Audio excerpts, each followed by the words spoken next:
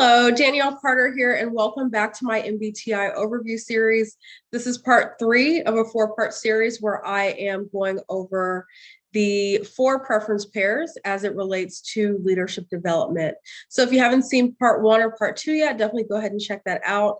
But in this video, I will be covering the preference pair of thinking and feeling, which is the mental process of how we make decisions and come to conclusions. And then I'll tie that into the leadership development skill set of coaching and mentoring. So let's just go ahead and jump right in. And as I'm explaining each of the preferences, maybe just see which one you identify with the most. Okay, so those with a preference for thinking will apply logical reasoning to their decision making. They will use cause and effect analysis to come to conclusions. Often they're seeking objective truth and making decisions based on impersonal criteria. They are very task-focused people, and they love to offer that constructive criticism that we appreciate so much. Okay, so on the opposite end of the spectrum, we have those with a preference for feeling. Now, those with this preference are often guided by their individual values in their decision-making. They will adopt the people first, problem second attitude. They'll approach situations with subjectivity and empathy, seek harmony, and place emphasis on relationships and relationship building. And they're more likely to offer praise. Now, remember, preference implies that we can do both and move back and forth across the spectrum, but that one just comes more naturally to us. And also, I do want to highlight that thinking types can feel and feeling types can think. Both are just a part of the decision-making apparatus.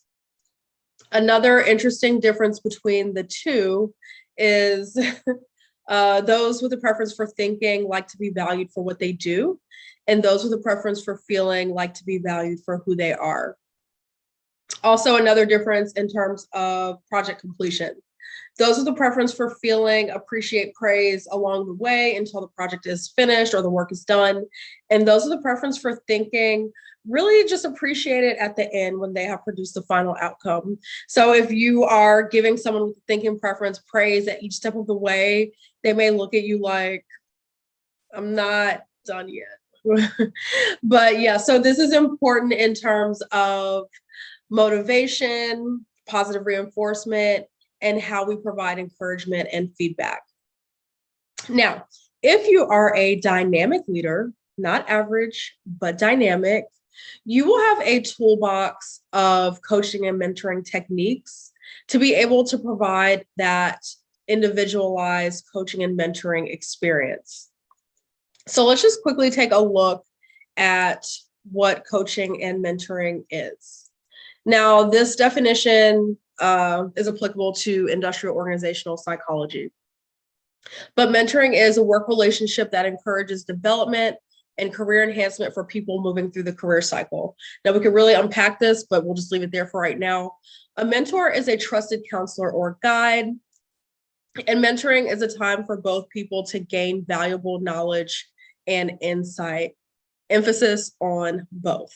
Okay, so let me just share a quick story to kind of paint a picture of the thinking and feeling dichotomy. So recently I was having a discussion with someone who is in a leadership position. This individual oversees operations at a manufacturing company. So for the sake of this video, let's just say his name is Mike.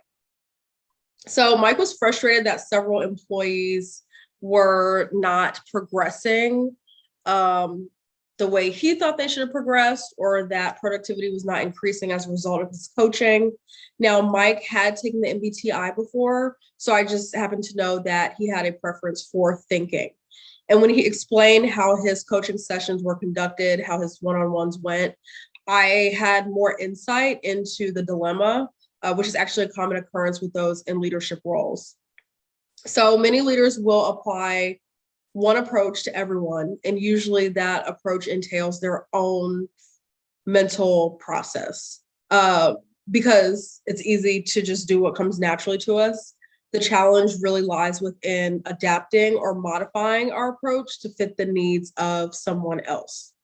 Now, being that Mike had a preference for thinking, he was conducting his coaching sessions in a way where there was more objectivity. It was a little bit more impersonal. It was more deficit oriented than strength based and very task focused, which this may be all right if the person that is being coached also has a preference for thinking, maybe. But if the person has a preference for feeling, they may not be as receptive to that style of coaching. Now, there are many different ways to look at coaching and mentoring. There are 5 things I really like to focus on before we get into performance management or goal setting. One of those things is number 1, looking at our own preference. So just an honest self-reflection of times when our preference may serve us and times when it may hinder us or be a barrier when working with other people. Number 2, looking at or really seeking to understand the preference opposite of ours. So this is usually done just by some simple higher order questions, how questions. For example, how might this person feel in this situation? Or how might this person react in this situation?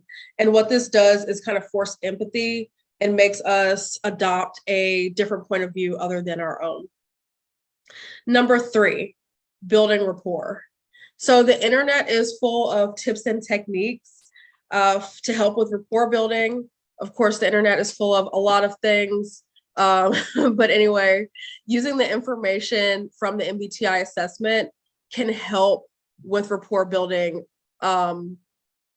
It can give more insight into effective ways or maybe a more strategic way to approach rapport building, taking preferences into consideration. Okay, number 4. One thing I like to look at is counseling theories. Now, typically, these are theories that are used in the mental health field by mental health professionals in therapy or counseling.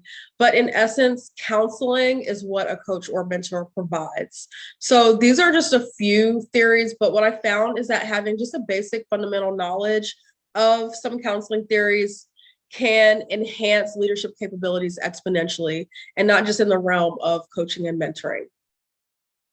And last, number 5, setting expectations. So I understand that everyone is a little bit different. So how you set expectations, is really depending on you.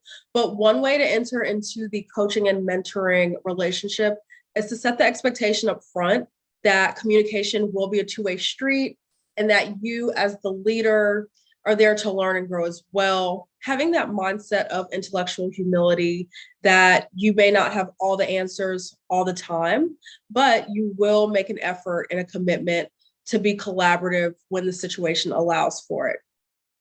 All right, so I'll just close with, some people are natural coaches and mentors. They really enjoy the task.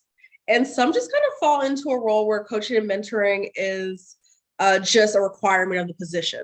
Now, if you experience leadership burnout, which is quite common, it won't matter what your preference is, whether it's thinking or feeling, introversion or extroversion, sensing or intuition, judging or perceiving. Your coaching relationship will be impacted. But the silver lining is having tools or a system in place is a proactive approach to help alleviate burnout or any of the stress that can come with coaching and mentoring or those relationship dynamics. So that concludes my coaching and mentoring, thinking and feeling discussion. I know that was a lot of information in a short amount of time, but if you have any questions, definitely reach out to me. Look out for more of my videos. And if you'd like to schedule a consultation, go to our website. I look forward to working with you and helping you increase efficiency and effectiveness in your organization. Thank you and have a wonderful day.